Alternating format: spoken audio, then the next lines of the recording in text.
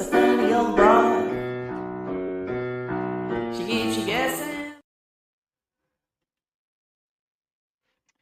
Well, hello everybody. This is Angela, middle initial K, last name Durden, and this is the Constrained View. You may remember my next guest from about a week or so ago, maybe 2 weeks, Ann Moore Bailey, the artist, and we got to talking about doing podcasts because people are always wanting her to do a podcast, but you know, I understand her hesitation because I hesitated for a long time also. So let's add her to the stage here. Good Hello, morning. Ann. Hey, Angela, how are you? I am just fine. How are you? I am doing great. And I'm excited to talk about podcasts because they are all people are talking about. In Well, I fact, know they are. yes, I have to tell you, on Saturday, I was with a friend and she goes, "Oh, my so-and-so was telling me that I should do a podcast." And I said, "Well, as a matter of fact, we're going to talk about it next week." Well, then I'm hoping that this will get a lot of, my goal in talking about things, whether it be writing a book, publishing it, and even podcasting, writing a column, whatever, is to stop as many people as possible who are not understanding the commitment that you need. Does that make sense? It totally makes sense. Yes. And so my goal today, I'm going to look in the camera right now. Do you hear me? If you listen to this and you're going, yeah, no, then you know what? You've just made a good decision. Yes. Yes. So I was, since our discussion, has it been 2 weeks ago that we did a podcast? I think it was 2 weeks ago. Yeah. Yeah. Something like that. I've been thinking about the whole idea of podcasting, and I'm a podcast junkie, and I love YouTube's podcast things that they're doing now. There's so many from around the world, and there's so many different things that people are doing, and they don't all have guests. Some are just by themselves, filming themselves doing things. Right. And talking about it. And there's for instance, there's a young fella in Maine. That's for those outside of the United States. That's a state in the northeast part of the United States, and it is mostly rural. Yes. I mean, rural to the point you can drive for miles and not see a person. And there's this one fella that all he does is go around. I mean, this is his job, is to go around on these long roads, dirt roads, gravel roads that are for logging purposes, and unclog culverts that beavers have stopped up so that roads won't flood and the big trucks full of wood can get by. Sure. And this young fella, I kid you not, it's hilarious. He doesn't burp every time on his videos, but I mean he's got. But one's there. One could be coming. Yes. One could be coming, but he's in his early 20s, mid 20s, something like that. He could be a little older, but he gets in these culverts and he'll let out a big burp so he can hear the echo. Well, and what's fascinating is that's someone's job. I mean, who would have thought we have to pay people to go down the roads the culverts are on and remove what beavers have created? I mean, Yes. That's fantastic. I think it's a full-time job with him, and he enjoys being alone. He has his GoPro cameras. He has tripods. He has different ways to connect the GoPro to something and magnetize it, stick it on the top of these culverts so he can get inside views. I mean, it's amazing. It is amazing. It is, and he'll also take down dams if it's the dam that's causing a buildup and there's no culvert to go through.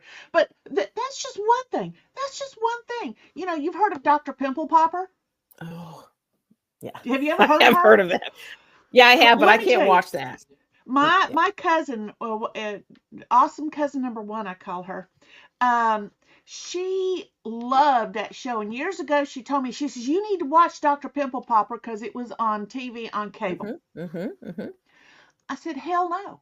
I am not washing that thing. Right. Oh my God, it's so disgusting. But, Yeah. Yeah. she was laughing at me. She says, you really need to, because pimple popper is not an accurate name for what she does. Yeah. She And transforms people's lives.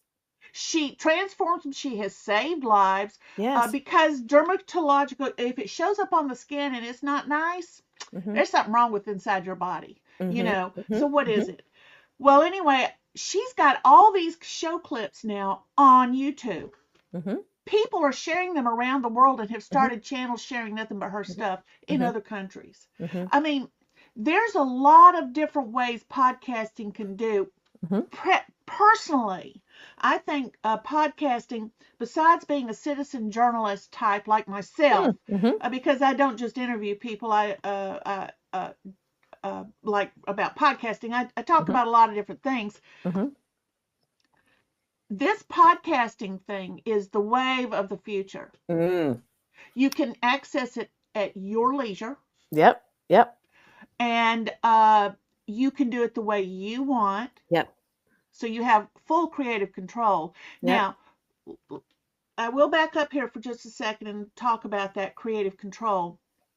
There, for instance, I interviewed a young fella, one of my authors, Z Staling, last week, and he said, "Can I drink beer on the podcast?" I said, "I'd prefer you not." Because there's some portals that really don't want to show people drinking alcohol. And I understand that. And you want to open to all portals, right? Absolutely. So I don't want to limit myself for the sake of somebody drinking a beer when as soon as we're off air, he can do whatever he wants. So he says, well, can I drink beer as long as it's, I said, look, as long as nobody knows it's what you're drinking, that's a whole different subject. Right. But you can't hold up your Pabst Blue Ribbon can. Right. Yeah. Because that's now advertising, right? Yeah. Well, no, it's not. It's not a case of the advertising, because if I was getting paid for it, then I wouldn't. Buy that. But still, alcohol, drugs. I know that there's some podcasts where they do drink.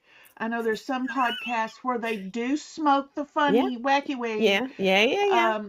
And they've done mushrooms, those magic mushrooms. Those are not mine. Okay, so I'm gonna pause you there for a second. Okay. So as you've been talking, I've talked about you've talked about a topic. So you've mentioned the culvert guy, the pimple popper. You've talked about different. So the first thing when people think about with a podcast is, what are you going to talk about? Like, why would people want to watch you do this? Or do this thing, or hear your perspective. So that's first thing people need to think about is, what's the topic or purpose that you're trying to get across in a podcast? Because I could give my mom's 86. I could give her a microphone and she would tell family stories, which would be fantastic.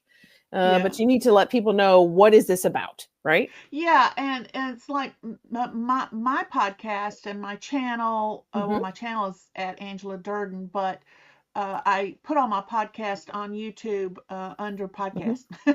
And on Substack, it's the Constrained View. Okay. And it's because I believe in, there's a lot of people that say, well, I want to say what my opinion is. Well, you can do that. Sure. But if all you're doing is spouting your opinion and you don't explain why it's a good reason for it, then what are you going to? You're going to turn people listen. off. Yeah, they don't need that kind of stuff. Yeah. So my thing about Constrained View is that whatever subjects I approach, and they could be multitudinous based upon what interests me, is that there's got to be a constrained way of telling this so that it's logically presented, or it makes somebody think in a logical, common sense kind of way. Yeah. And what I heard you say earlier was, it's the things that you're interested in, because it could be interviews, it could be people, it'd be things, writers. So it's the all thing, kinds of stuff. Yeah. So it's all those kinds of things, but you're giving them your constrained perspective of something to help them learn or grow or understand something, which I think is fantastic. That's what people want in podcasts, right? And I also want to learn from other people that are in an industry. For instance, I'm working now on interviewing a young woman who, young woman. Define young these days. Anything under 60 is young to me. But she is much younger, who's just getting into real estate. I want Okay. to find out what attracted her to it. Mm-hmm. How does she see it going? Why does she see this as a Mm-hmm. money-making thing at this point in Mm-hmm. time? Mm-hmm. You know, stuff that I might have an opinion on, but don't have any knowledge of the actual industry Mm-hmm. itself Sure. because I'm not in it. So to me, that's fun. To me, Mm-hmm. that's Mm-hmm. interesting. Mm-hmm. You know, that brings us back to um, the goal Mm-hmm. that Mm-hmm. one has for one's Mm-hmm. podcast. Mm-hmm. Mm-hmm. So let's talk about you for just a minute. I would love to talk about me. No, No, all of us, right? uh, you're an artist. You Mm-hmm. are you love really good books. Mm-hmm. You've got that creative thing going on. Mm-hmm. Plus, you're Mm-hmm. you're making a business of it. Mm-hmm. But when you're thinking about when people say to you, Anne, when Mm-hmm. people say, "Oh, I think you should do a podcast," Mm-hmm. do they ever say why? Yes, they do. What And do they say? I like your perspective. I like the questions you ask. I like the way you think and the way you talk to people. And you bring out things that I might not have thought about, and it makes me think. Right. That's the other thing. I have a blog that I've done for. I can't believe I'm saying this, for 15 years when we started the Oh. gallery. Yeah, it's fantastic, and I love writing. And a lot of the Mhm. people that I'm talking with or that are reading my blog talk about it because it's positive. It always makes you think. It gives you affirmations. So I pair it with words with my art. Mhm. I'm a calligrapher and a collage artist. So when people want a podcast, they feel like I have something to say. So what I would go back Mhm. to your goal is making people think. You know, um, I have a corporate career in my history and I have an MBA. So I also look at it from a business perspective because I think it's Mhm. like the woman you were talking about. It's great to talk to a realtor and she wants to get into real estate. But real estate is also business. It's not just, Yeah. isn't this house really pretty decorated? It's, how am I going to help those people sell? How am I going to help the buyer get a best deal? And looking at it from the business side, because, and that's the other thing is I help and understand artists and ask them the questions about how they're making money or where do they want to go, or if they're at a crossroads, where are they going? I do a lot of executive coaching, and some of it's artists because they find Mhm. themselves a little stumped. They're trying to reinvent themselves or trying to figure out, do I want to go into shows? Do I want to go online? Do I want to go to Etsy? Do I want to go to Spoonflower? Where do I put this Mhm. stuff? And I can sometimes provide that perspective. So that's what people have asked me about when it comes to podcasts. And I'm funny. So at least I hope I am. Well, you make me laugh. I think that's awesome. And so I think sometimes there's a positive side. It's not, I can't, I have a friend who listens to a podcast. It's all about people complaining. And I looked at her, I'm like, why would you do that? You can go to the grocery store and hear everybody complain. Why are you going to listen to it? And she just thinks it's funny. And I'm like, oh, okay. Is it funny? Because that's going in your head and it's going to stay there. You can't get it out. Yeah. So that's what people talk to me about with podcasts. So I think that goes back to your topic. It goes back to your goal. And it goes back to what is it that you want to share with the world. And can you say what the value is to them? yes. Um, Yep. I I've had too many people, and you can see a lot of these podcasts now are just people saying what they think and that they disagree with point A, B, or C of Right. somebody else, Right. but they never really say I. They say I feel that that's wrong and I don't agree with it. But can they point out to me why I should agree with that feeling and have the same feeling as them? And if they can't, to me, they're wasting my time. So when have you looked back at all your blogs, at the history of them? And I mean, not just look back, but printed them all out, and put them in and see if there might be 2 or 3 that you can put together into one podcast that is a natural progression. Oh, interesting. Okay. Well, in my blog, I have categories of things. Mhm. That's one of the things that the blog tool lets you do, and different categories fit obviously different topics that I'm talking Sure. about. Right. I think about there are topics. So, for example, the business side of being an artist, the mental side of being an artist, because there's days that you don't always feel like doing what it is you do. Right. So how do you, and you could have that challenge if you're a stay-at-home mom or if you are running a corporation. You get up and you're thinking, yeah, today's not the day I want to do Today's not that the stuff. day. Yeah. Yeah, and yet you still got to do that stuff. There's stuff that's got to Right. be done in order for your life to work. Right. So yes, I have looked at the topics. I've looked at the things that people hit the most. Where am I getting hits? Where are they going? It's also fascinating because you can see what time of day and what day people look at your blog. Mhm. So I'm sort of like, wow, Sunday, Tuesday, and Wednesday nights seem to be a big hit for me. I Right. don't know Yeah. why, but okay. So I make sure there's stuff on Tuesday and Wednesday. I mean, I do my blog every other day, or I should say that every even day of the month. I did it Right. for 5 or 6 years. I blogged every day.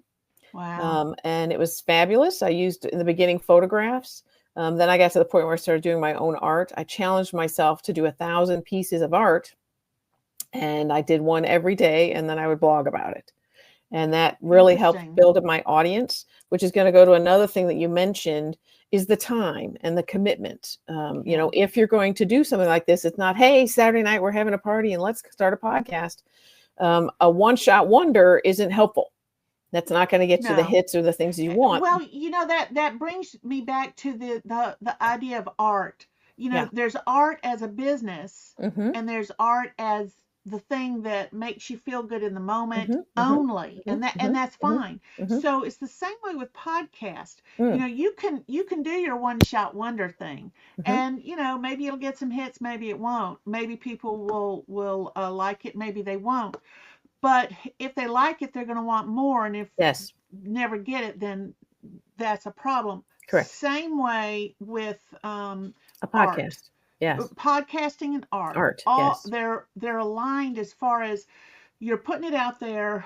If you're putting it out there for the public to react to and or make some money from it somehow, Mm-hmm. then you can't just have the one thing. Mm-hmm. You know. Yes, yes. And I will give you an example. I was antiquing with some friends this past weekend, and because we have an art gallery, we have lots of frames, we have lots of stuff that we see. I mean, I'm seeing stuff all the time that I'm always like, oh, what about that? And I was cleaning out one of our storage spaces, and we have a lot of empty frames. I mean, a lot, because we see them. That's what we do. We frame art. Right. And I found 2 over the weekend, and they were a great deal, and they were very beautiful. And I was sort of like, really? Do I need another empty frame that I'm going to fill? And a very dear friend of mine who I trust implicitly, I said to her, I'm not, maybe these could inspire me to do some new work. She goes, Ann, you can always use new work. And if the frame inspires you, then get the frame. I mean, it was $25. If I had bought it retail, it would have been $200 or $300. So I'm like, sold. So the 2 frames went home, but it's one of those where not only was it a deal, but it gave me ideas. And so sometimes the other thing I'll say about art is you never know when that inspiration is going to hit you, and you have to be ready to then do the work in order to execute on what has inspired you. And that's sometimes where people are challenged is art's a fun activity, and what they used to do in school, every other month when the art teacher came in. Art for a living is very different. And I said it on the last podcast, I'm going to say it again, is, if art is your hobby and it becomes your job, then you need a new hobby, because now your art is no longer a hobby. It's what you do. Right. So, now take up bird watching or gardening, because that could be your hobby. So it's treating it like a business and creating it, which is one of the things I admire about you, Angela, is you've got a method. I mean, when you contacted me about this, you had a way to get on, you were organized, you were timely, had some structure around the creative side. And that's the other thing that most great artists do, is they have a structure of how they operate, and that's how they work within, because it takes away all the things that they got to worry about, so that when they're creating, they're free to create because they've done the work in the structure. Does that make sense? Totally. There's all these books that people write about how to do a thing. Use my method. And they make a lot of money. And they make a lot of money selling the books, or teaching something in a Mhm. room, Mhm. but and yay for them for making money. Mhm. But I was reading these books, and I'm reading. You know what? In order to have a to you have to write every day at a specific time, and you have to do Mhm. so many words, and I've read boom, those boom, boom. books. Yep. Well, let me tell you something. That did not work for me. I tried it Right. Yes. and I tried it, and what I Yes. found was is that of all things, I'm just like my mother in this. She told me a story of when she was in high school that they had been given a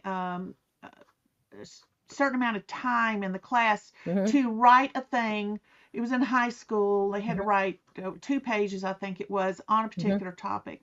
And Mhm. she said, I was just sitting there thinking, and everybody else is furiously writing. Mhm. And I was just sitting there thinking, and the teacher came by and said, you only got so many minutes left. She goes, Mhm. I know. Mhm.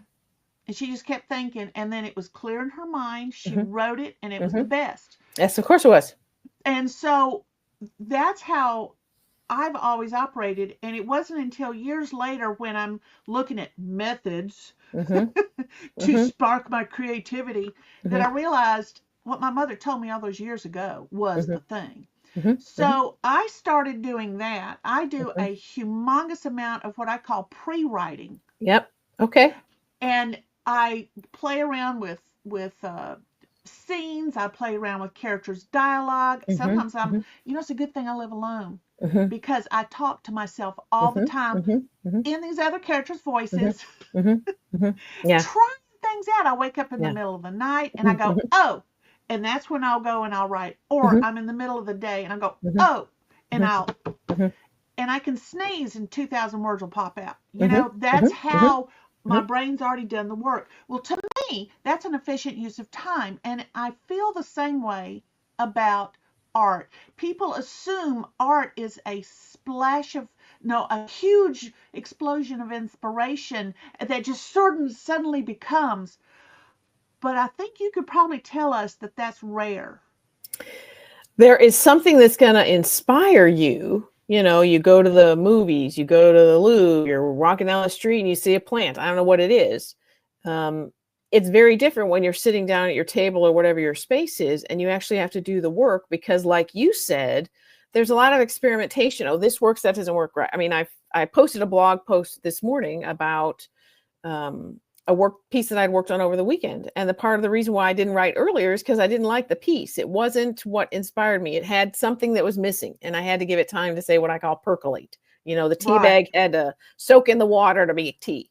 Um, and then I have to write the words about it. So there has to be some, and I'm going to use you as an example of what you just said. You do have a method. It's just not structured in a time frame or a format that you're going to put into a book. You're smart enough to wake up when you're like, oh, I have this thought. You've learned to wake up when you get up and write what you want to write while you're up, instead of saying, oh, I'll remember this in the morning. And you wake up and you go, oh, what was that idea? Because, you know what I mean? In other words, we go, oh, that Yeah. was so great. So you've Yeah. learned to write it down. In other words, you've Yeah. learned that there's that wisdom. And when you're inspired, do the work. Right. So when we try to, and I agree with you, I've read lots of books about writing, and I think they're all saying, oh, you should be a morning person. Yeah, I'm not a Yeah. morning No. person. I would rather stay up till I three am a o'clock in the person. morning. Yeah, Mhm. I am the person who doesn't write just for the sake of writing. Mhm. However, let's talk about an analogy here that I Okay. just came up with because I'm so awesome. Well, that's why you have a podcast, and we're all here. um, you know how people carry around sketch pads? Yeah, they do. Hmm. They just carry them around, and if they see something, they're like, shh, shh, shh, Hmm. shh. Hmm. Hmm. Okay. Yeah. My sketch pad as a writer Hmm. are Facebook posts, Hmm. and Twitter posts and Substack posts, short ones, little short notes, little That, short in other words, things. they're your posts. They're my Yes. posts Hmm. that I put out, Hmm. and I get a lot of practice clarifying, Hmm. shortening, Hmm. Hmm. and punching it up. Hmm. Hmm. There was he was a reporter with Chicago Hmm. Tribune, I think it was, Hmm. many years ago, Hmm. And one of the fellows that worked with him was young at the time, Mike O'Rourke or something like that. I grew up outside And of Chicago, so yeah, we read and the Tribune. he said that his desk was right across from this other fellow who was very famous at the time. Mhm. And he said every morning that man came in and he would put a piece of paper in and he'd pull it out, he'd read it, and he'd go, Yeah, throw it away. Mhm. And he asked him one day, he said, "What are you doing? Why are you throwing away this stuff?" Mhm. He says, "Well, it's just me warming up. Mhm. Mhm. It's me practicing a thought." Mhm. And he had never thought about writing that way, Mhm. ever.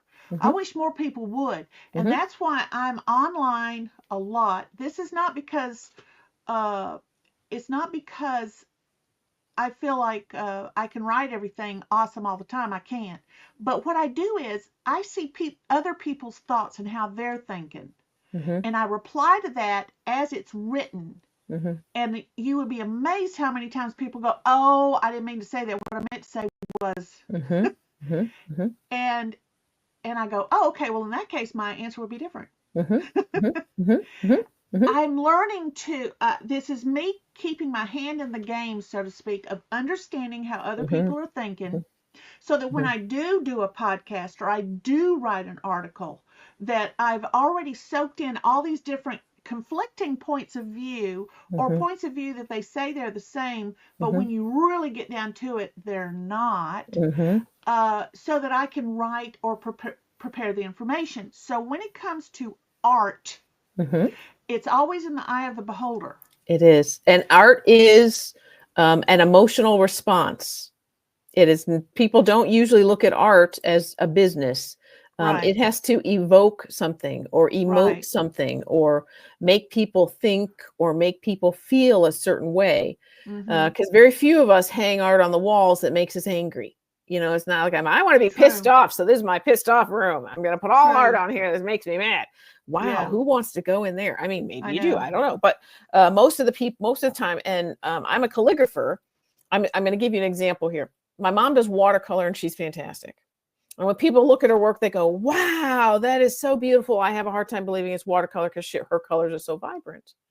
And we would do shows, and that's kind of where I learned, was doing shows with my mom when I was younger before I started doing my own. Well, I'm a calligrapher. So when people come into my booth or come into this gallery, they'll be like, "Oh, let me,"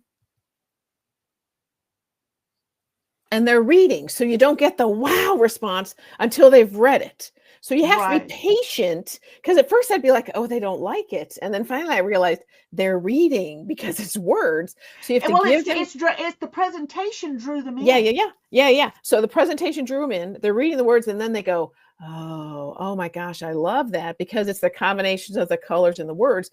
So as a creator of something, you have to give people time to experience it, what it is you've created, and then get the response. So you have to be Right, patient. Like right. people have to read it. And if it's 2,000 words, that's not, 5 minutes. That's, several moments, depending on how fast people work. Yeah. And then you also have to give them time to process, because some people may come to you 2 weeks later and be like, "Oh, Angela, that thing you wrote has really stuck with me." But they Mm-hmm. didn't have that reaction the first second because they had to process through it. So art is also giving people time to process and wanting to continue to feel or emote whatever your work brings them. Well, this reminds me of there's been times I've written something, posted the link to it, and somebody will come back, you know, Mm-hmm, and I'll go, "Well, just read it again slowly, and mm-hmm, remember, you know me, if this is mm-hmm, somebody that knows me, and just mm-hmm. think about it from that point of view," and then their attitude changes. Now, I'm going to tell you about an experience I had with art one time. Okay. Uh-oh, I that got a went deep sigh. Here we go. I went to a show one time, and there was this canvas Uh-huh, that was massive. I mean, it uh-huh. was just almost covered a whole wall. It was so Wow. massive. And it was what I thought was just one color orange with this circle in the center that was in the same color family, but enough you could tell it was Right. different. Right. And I remember sitting there going, "I don't understand why I like this." Mm-hmm, And I just sat there, and there was an emotional reaction to it mm-hmm, mm-hmm. that I really couldn't explain. But I thought, well, you know what? I'm going to go home and do the same thing. Mhm. And so I went home and I had this small canvas and I said, Mhm. I'll do the same thing. One color, Mhm. put a Mhm. circle in it. Mhm. And you Mhm. know what? Let me tell you something. That small canvas with me doing what I thought Mhm. was not the same. Mhm. It could be the size of the art. It could be Mhm. that what I thought was one color over the huge part of it Mhm. was a subtle blend of Yeah. things Mhm. that the Mhm. vibrate, color has vibrations. Mhm. Everything has Mhm. vibrations. Mhm. I can only imagine that the amount of vibrations coming from this huge, I mean, I had to sit way back, Mhm. Mhm. huge, Mhm. affected me, and Yes. I could not duplicate it. Yes. Well, and I will tell you, you have to realize the artist, it was the size, it was the expansiveness. You stood back, you noticed the colors, you saw the circle. Not only did they create a work of art that hung on the wall, but they also gave you an experience and you interacted with it and it emoted something from you, so much so that you wanted to go home and do the same thing. And it wasn't quite the same. And yet they encourage you, who's not a two-dimensional artist, to go out Yeah. and try to be a two, which is fantastic. That may Yes. have been Yeah. exactly what the artist was trying to do. So what I like to tell people is you have no idea how long it took the artist to create that piece. I Right. have people ask me all the time, oh, how long does it take you? Right. And my answer to them now is, well, it's over 36 years. Because I Right. learned, I mean, and I may be able to do the piece in 20 minutes, but it took me 36 years of learning and experience to get to be Right. able to do it in 20 Right. minutes. Yeah, Um, that's the old my machine is broken. Can you come fix it? Yeah, sure. Here's a bill for $10,000 yeah, after tightening one thing up. yeah. Well, it was the 40 years of being in the business knowing which screw to Whatnot. look Yeah, at. Otherwise, sure. y'all could have just done it yourself. Yeah, yeah. Well, so we're talking about all of that stuff, and now getting that across on a podcast, Hmm. it ends up being a bigger process than people know. And Hmm. one of the things that I was thinking about was that the disadvantages of doing a podcast on your own is that you don't have a crew Hmm. Hmm. to handle the lighting and the Hmm. sound and Hmm. getting your guests on. Hmm. Hmm. And then you have to ask yourself, do you want to do it live Hmm. and then it'll play later? Hmm. Uh, or do you want to do it taped and Hmm. then put it out? Hmm. Because if you do it taped, you can actually schedule a lot of things Hmm. out so you can use your time more Hmm. effectively. Hmm. Then you also have to think about the noise, Hmm. background noise. If you're outside, like the guy doing the beaver Beavers. things, Hmm. we expect the noise because there's going to be rushing water, there's going to Right. be wind, there's Yeah. going to be animals, Yeah. there's going to be very mad beavers slapping their tail on the water. And there's going to be him going ho and taking off because those Right. things can Yeah. swift Yeah. go under the water. So we know in that setting, We expect it. we expect it. But when you're doing a podcast and you're trying to get a point across about a particular thing, Hmm. and even if your guest, for instance, I had a guest a couple of weeks ago that I said, you're going to have to get headphones Hmm. because I'm hearing myself through your system again. Mm. Yeah. Yeah. And yet other people's system doesn't feedback. Correct. So Yep. I couldn't speak and hear myself and speak, and Right. it will record. Yes. It Yeah, yeah. records. And I'm going to give you an example. I Okay. was uh, talking with a person and they were trying to talk with me and they said, okay, hold on a second. And while we were on the recording, because they were doing a podcast, the UPS man delivered a package and they went and got the package. Now we were live. And I was sitting there thinking to myself, okay, not my show, but should I keep talking? Are we listening to the UPS guy? And then they came back and she picked up literally with the next word in her sentence. And I was sort of like, I don't know. Am I on candid camera? What just happened here? And so it was one of those when you talk about live versus Right. recorded, you got to Right. figure out how much do you want to control. And I mean, it was a great moment, but you have to realize she ended up selling that podcast for her process. And when I heard that recording, later, I was sort of like, yeah, I didn't even use her process anymore. I said, you couldn't even pause it for the UPS guy. And yet I'm going to give you lots of money to tell me how to do something.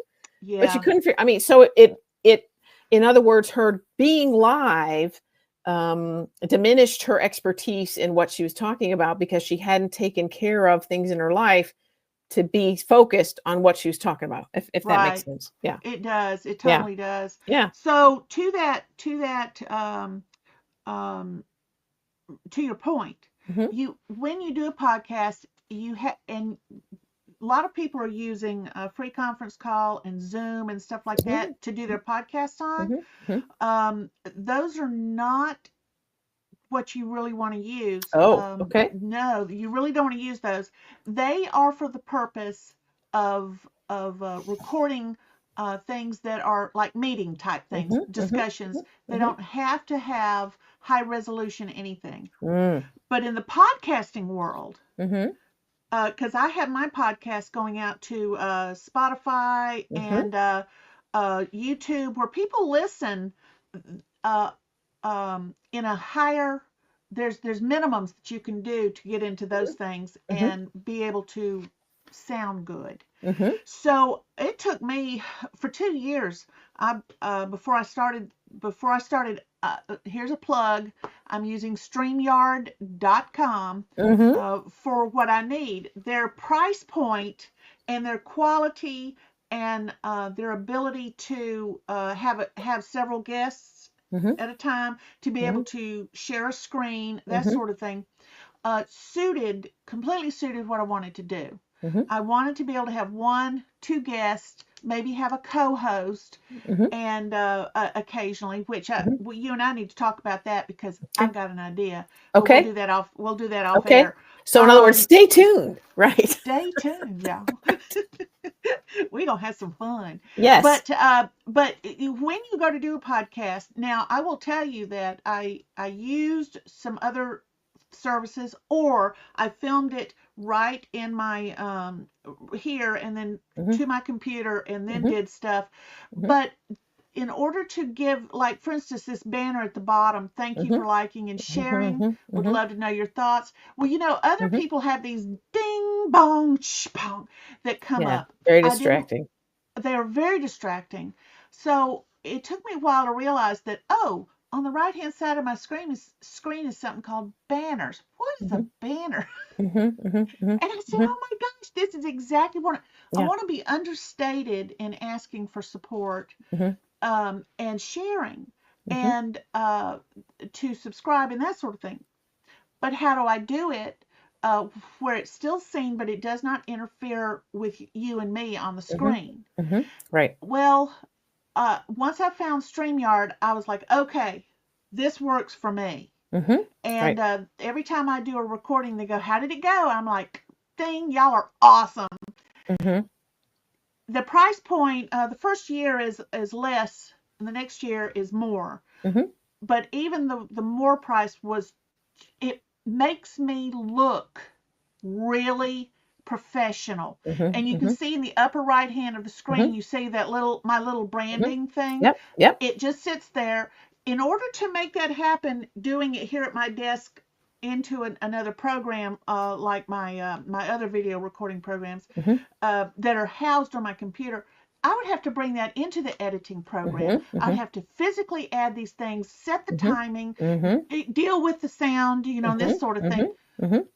I needed something I could, Do yourself. yeah, that I could do Mhm. myself. But for Mhm. instance, I could create my Mhm. beginning. Life is a Mhm. funny old broad Mhm. thing. Mhm. Boom, click a button, it plays. Yes. Yeah. Not import into a program and hope to Yeah. God Yeah. that Yeah. I've Yeah. got it right. Yeah. Yeah. See? It's and I'll do the same thing when I did my blog. It's the tool that you're using that makes you look fantastic Yes. once you've figured out some of the nuances of your tool. Right. And that's the same thing with an artist. Anybody can pick up a brush, but somebody who's studied and worked at it and figured out what works for them, that's why their art is different than your kid's kindergarten, picture, Yeah. because they Yeah. figured out the tools and they spent the time to learn it.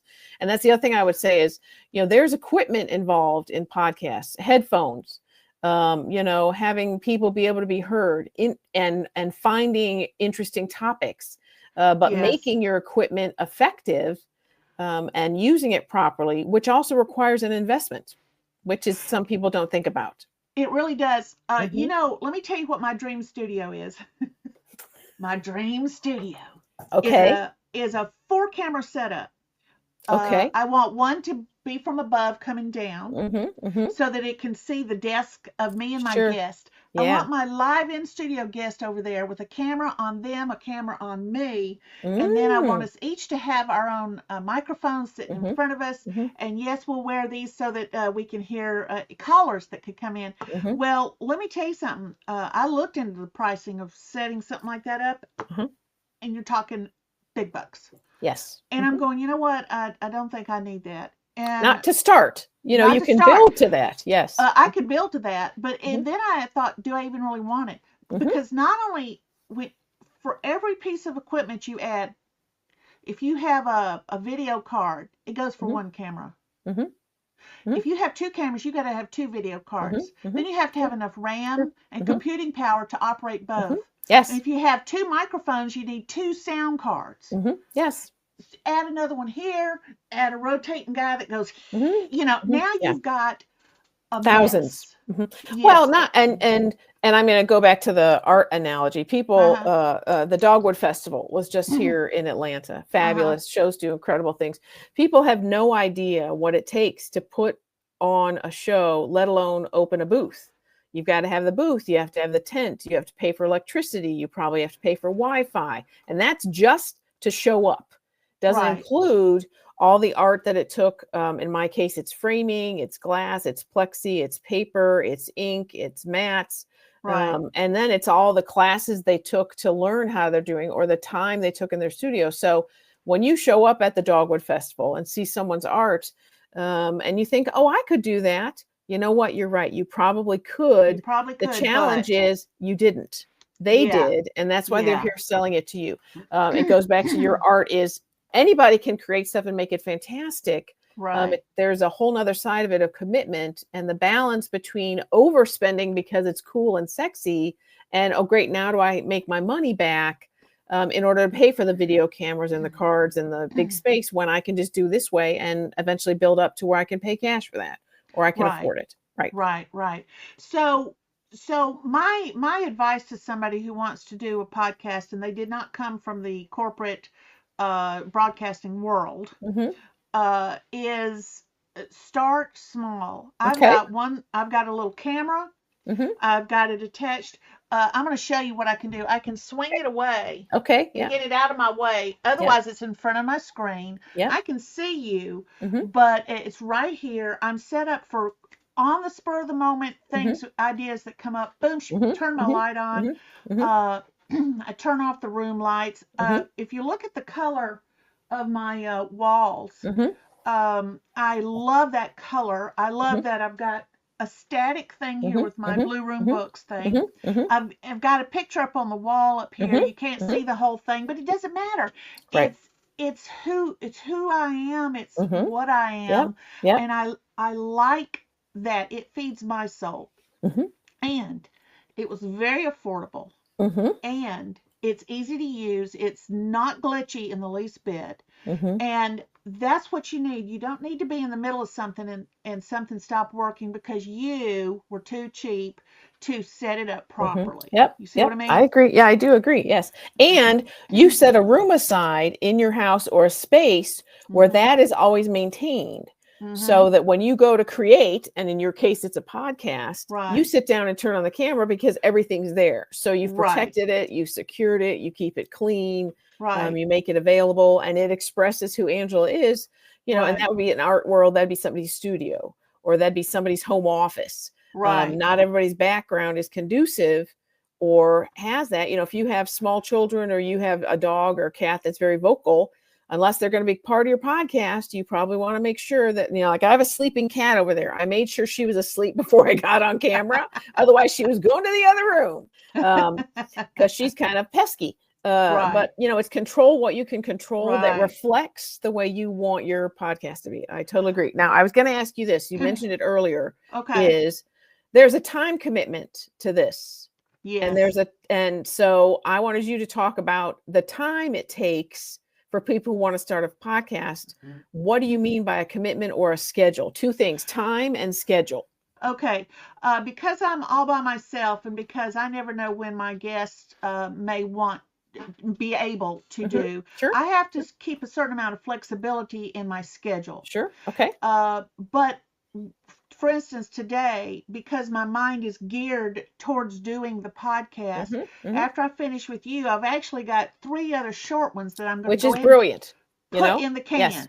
I've Yep. got my notes for them. Yep. I know what I'm going to talk about. Good. I've been clarifying them, and I'll do shorter ones. Okay. Now that's for scheduling. Now let's talk about prepping for it.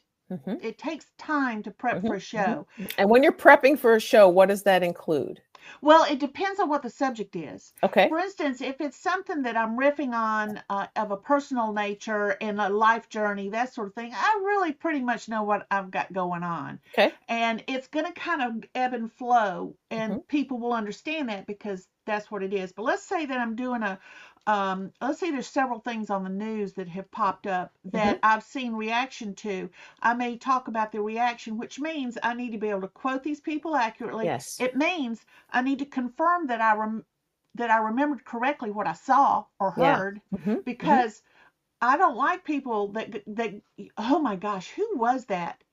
Barry Weiss, Bari.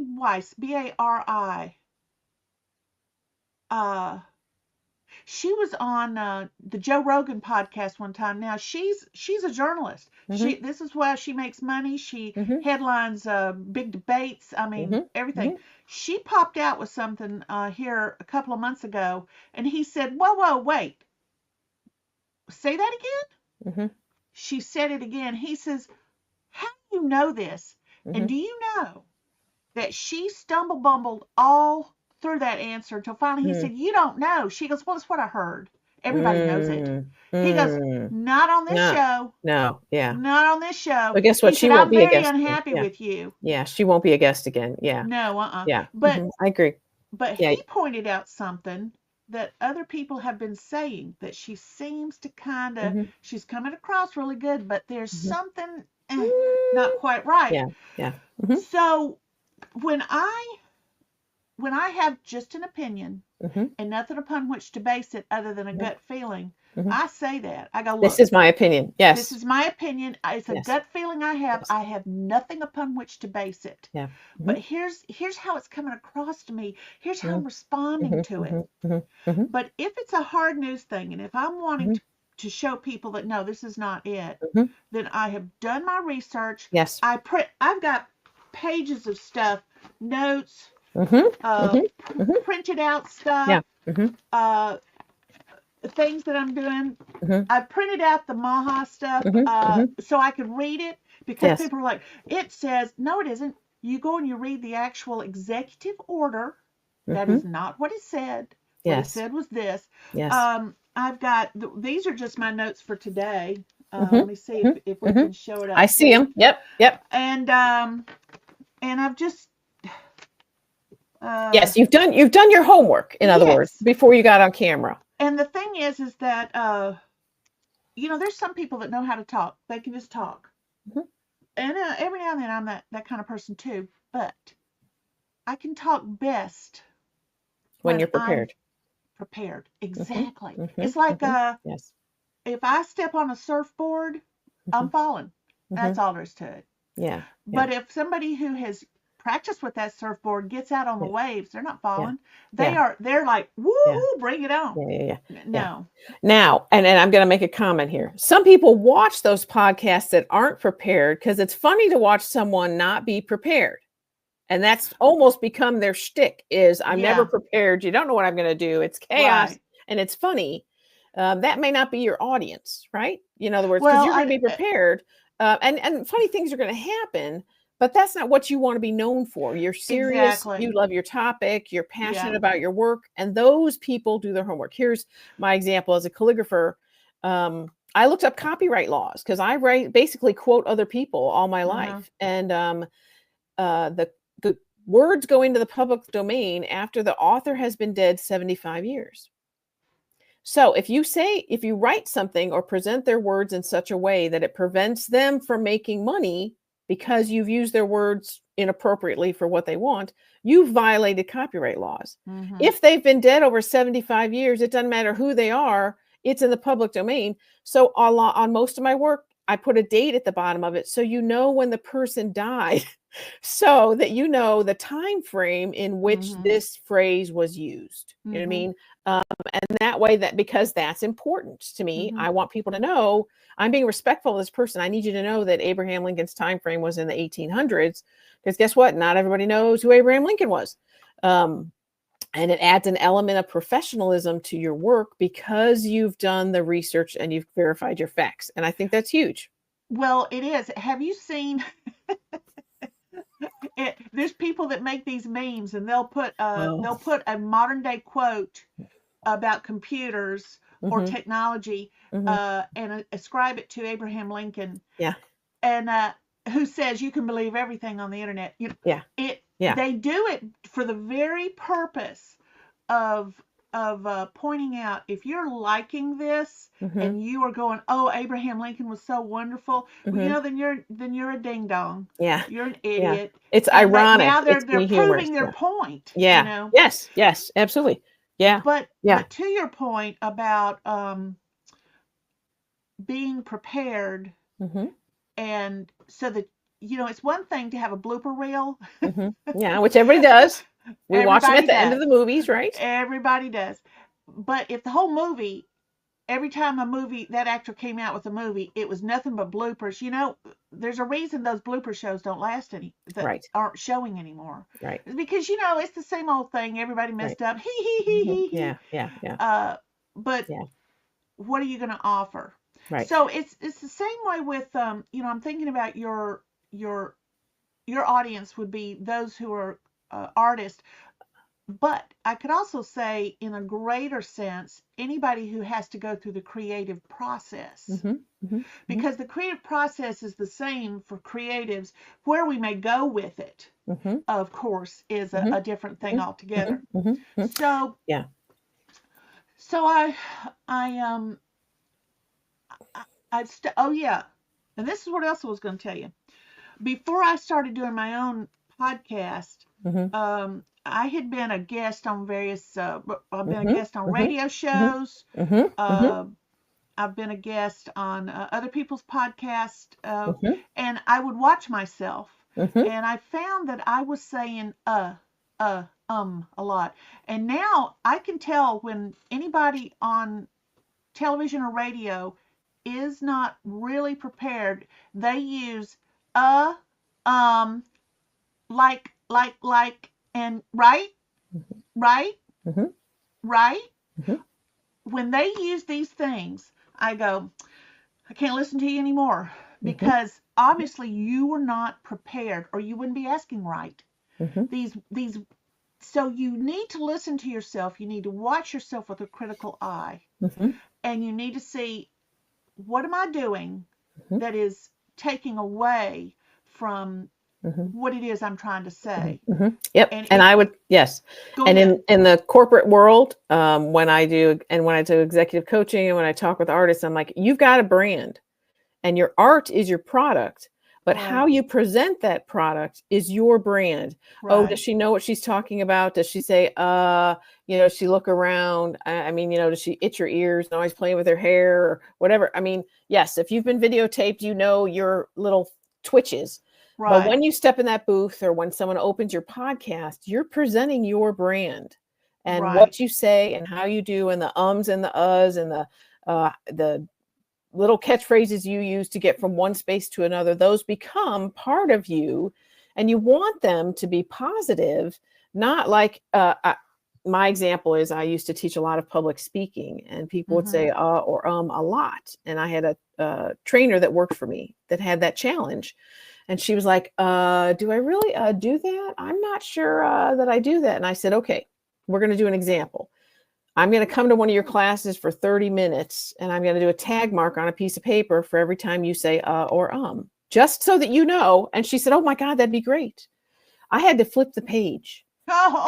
In like 30 minutes, she said it like 800 times. And she was like, what? And then I had her videotaped. And now what's funny is, because it was now aware, because the challenge for most people is they're not comfortable with silence enough for the audience to pause. Thank you for saying that. Yeah. Because pauses are not silence in the sense of, oh, I don't know what I'm going to say. Pauses are a way to give the listener Time to catch up. time to catch up. And process. I know somebody that who reads super fast when she's reading her works in a writing critique group I'm in, and she reads super fast. And finally, one day I just said, "You really need to slow down." And she said, "But she was embarrassed to be reading her stuff out loud." And I said, "Well, I don't care if you're embarrassed, because the thing is that you're rushing through this that I won't have any comment to make when you're done, because you've not given me time to absorb it." Yes. And everybody in the group, she looked around and they all went, yes. Yeah. you know. So yeah, and so as a calligrapher, I have to pause and give people time to read. When I would facilitate, I have to pause and maybe look like I'm going to my next topic, so that the people could process what I just said before I move to my next topic. Yes. Right. Now I'm going to ask you one other question about podcasts. I know we could go on forever, but how often are you posting a podcast that you find effective? Is it monthly? Is it weekly? Is it daily? How did you build up to where you are now? How did you develop the schedule of when you create your podcast and how often you post? Okay, well, let me just say that that's actually two things. Let me ask a question for clarification. You said, how often do, something about the effectiveness of it. Yes. Is it the timing that you're wanting to know? What day is best? No, what I'm thinking about is there are podcasts that come out monthly. There's podcasts that come out weekly. There's podcasts that come out daily or in the afternoon, or hey, we're on 7:00 on Tuesdays. So how did you figure out the schedule that worked for you? Well, here's how I do it. In Substack, because I put everything out on Substack first, and then I have an arrangement with them where they allow me to put it to my YouTube channel. Okay. Usually about 24 hours after the Substack thing. Then I go to my channel and I will then put it under the podcast sub channel. Playlist, they call it. Playlist, sure. So what I do is I have realized that there is no one time that I'm getting hits. People are listening. Hits. Yeah, no. Instead, what I'm getting is there'll be an initial bump. There'll be, and I can see it tells me it went out on this day. Here's your first reading. Yes. Then I go back through my list. I've got one particular post that to me was almost a throwaway post because it didn't take long to put it together, and I thought it was interesting. This has been a post that has received a continual share of, it keeps going up, the readerships. Wow, that's great. I got 8 subscriptions thus far off of just that one post. Biggest thing ever that I thought was just nothing. throwaway. Right. What time of day people read things? Nobody, who knows these days? And ask me if I'm going to show up for a pre-scheduled podcast. I barely show up for a pre-scheduled. In fact, I don't even show up for a pre-scheduled TV show. I don't do that anymore. There's nothing. Right. So, my other side of that question is, if you look at how much time you spend doing this, what percentage of your time are you doing podcasting versus doing other things? Define other things. Writing, being on other people's shows, doing editing, doing comedy, in other words, what portion of your living or of your creative time do you spend podcasting? I haven't really added it up, but I will tell you this. I am very efficient in everything I do. Okay. So I actually get a ton done in a lot less time than it takes other people. Okay. Which is a fabulous answer, because you've done the work, you've prepared, you've done it enough, you've learned how to do it. Yep. Yes. Yep. And so on a week, let me ask the question differently. On a weekly basis, is there X number of posts that you're going to be adding to your playlist? Do you have a No. goal? Okay. No. So for instance, today I'll do you, plus I'll do these other shorter ones. Yep. I Yep. schedule those out when Okay. it looks to me like I'm not going to have a lot going on. Okay. And that gives me a little bit of wiggle room in here to do an interview of somebody Okay. Okay. without saying, hey, I've got all my stuff. Right. And I've been, even inside Substack, if I find that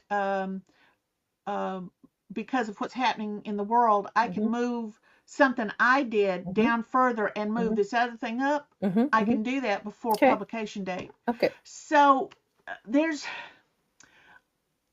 I'm just so efficient that, and I know what I want to do. And like I said, this StreamYard.com has simplified my ability in the branding department. Yep. Yep. Yep. And and that makes me think of another question. Okay. So you're efficient.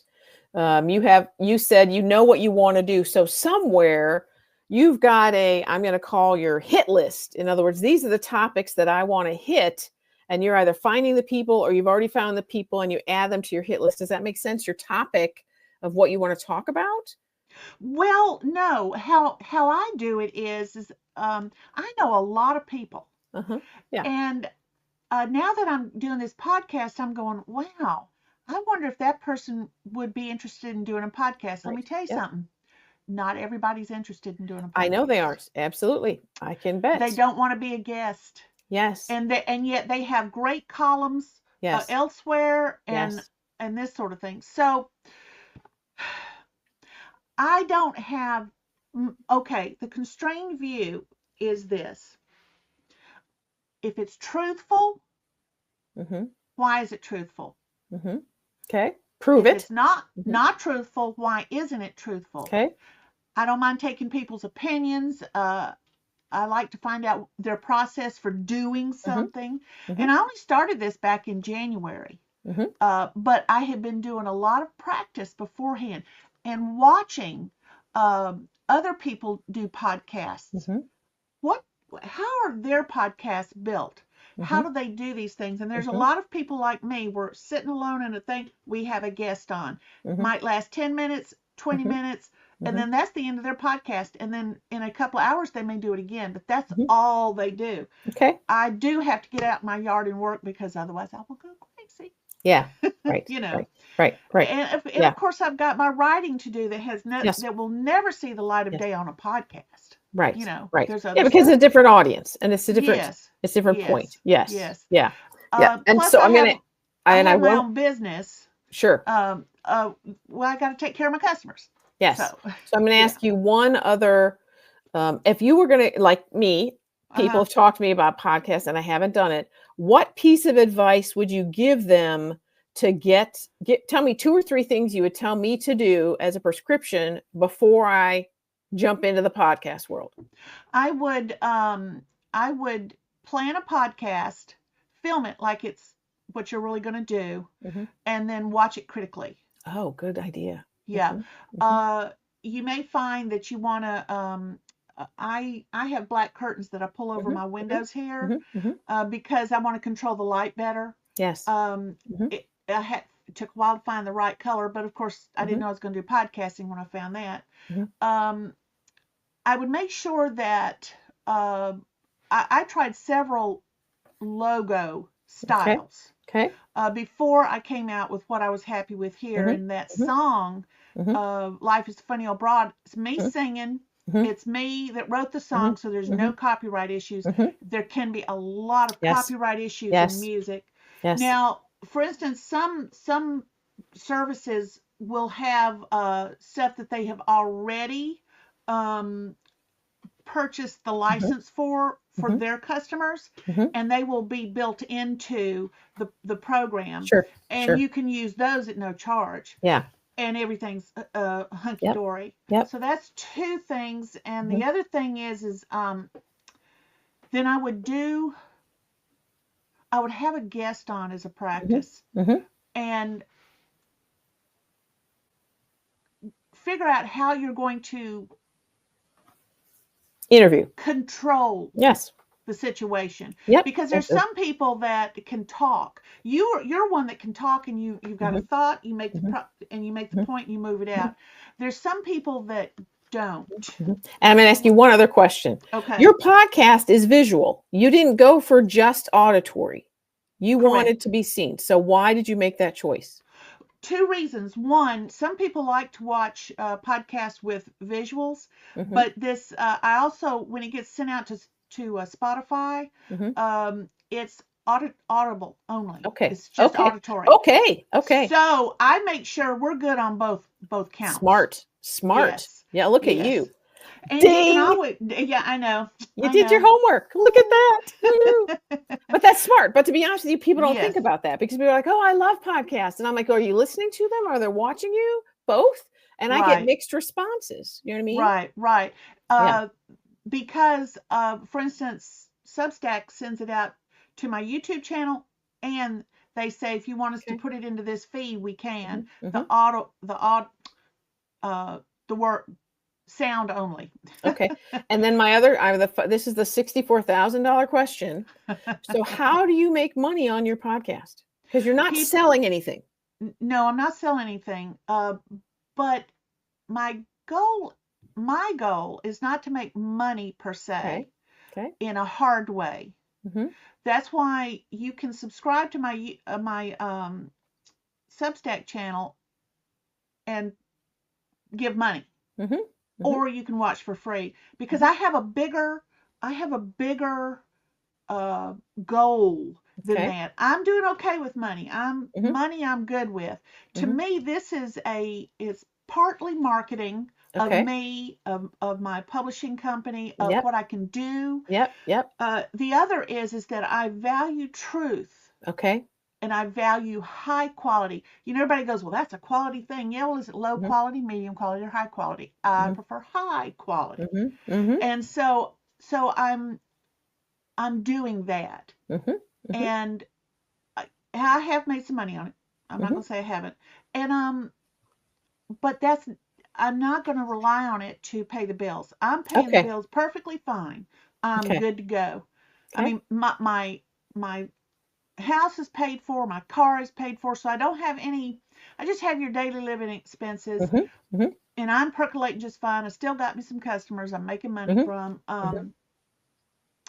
I edit books for money, Right. So what I'm hearing is your goal of your podcast was not to profit from it, to basically have it become your lifestyle. You started it because it's a passion. You value truth, and I make some money. Yes. Okay. Yes. Yeah. If I do. And if I don't, then okay. Which brings us back to the goal. Yeah. What is your goal? Because if you want to make money, you're going to have advertising. Somehow.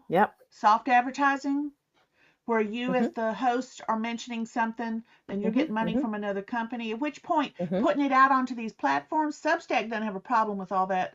But YouTube does, because they sell advertising. Yes, they do.